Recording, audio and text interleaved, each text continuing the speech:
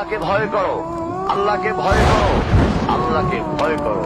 ইত্তাকুল্লাহ, ইত্তাকুল্লাহ, ইত্তাকুল্লাহ।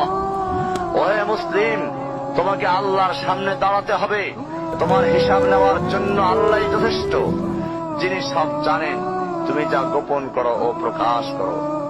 তোমাকে অবশ্যই মৃত্যু বরণ করতে হবে। যখন তুমি দুনিয়ার সব কিছু ছেড়ে চলে যাবে, শুধু তুমি আখিরাতের জন্য যা সঞ্চয় করেছ তা নিয়ে সাবধান হও তোমার শেষ আমলের ব্যাপারে। তুমি জানো না কখন তোমার শেষ মুহূর্ত। তুমি কি প্রস্তুত মৃত্যুর জন্য? তুমি কি প্রস্তুত কবরের সওয়াল জবাবের জন্য? তুমি কি প্রস্তুত ভয়াবহ কিয়ামতের জন্য, হাসরের ময়দানের জন্য, হিসাব নিকাশের জন্য, আল্লাহকে জবাব দেওয়ার জন্য, মিজানের জন্য? তুমি কি প্রস্তুত চুলের চাইতে সূক্ষ্ম, তরবারির চাইতে ধারালো পুলসিরাতকে পাড়ি দেওয়ার জন্য? ভয়ঙ্কর তুমি জাহান্নামের ভয়ঙ্কর আযাব থেকে আত্মরক্ষার জন্য কাজ করছো তো?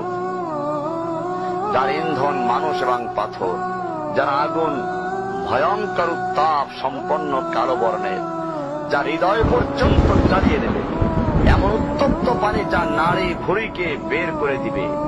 রয়েছে খাবারের হিসাবে জাক্কুম ও গলিত পুঁজ। জাহান্নাম অসম্ভব গভীর, ভয়াল জায়গা, কঠোর হৃদয় ফেরেশতারা নিযুক্ত, যেখানে শাস্তির মাত্রা বৃদ্ধির জন্য শরীরকে অনেক বড় করে দেওয়া হবে। চামড়াগুলো জ্বলে যাবে, বের হতে চাইবে, বের হতে পারবে না। মৃত্যুকে ডাকবে, মৃত্যু আসবে না। ভয়ঙ্কর শাস্তি যা অনন্তকাল ব্যাপী চলতে থাকবে।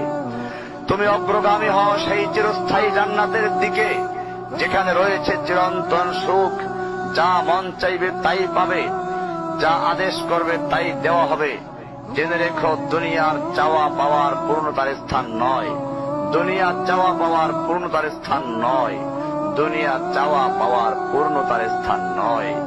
জান্নাতি হচ্ছে এমন জায়গা যা তোমার সব আকাঙ্ক্ষাকে পূর্ণ করে দেওয়া হবে।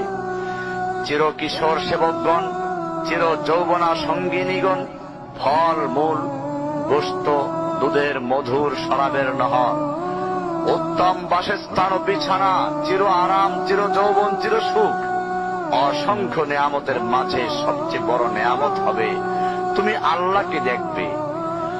শুধু তোমাকে এটা বলাই যথেষ্ট মনে করছি, সবচেয়ে কম মর্যাদার যে জান্নাত লাভ করবে তা হবে দুনিয়ার 10টির সমান। সুতরাং হে মুসলিম, হে ভাই, আল্লাহ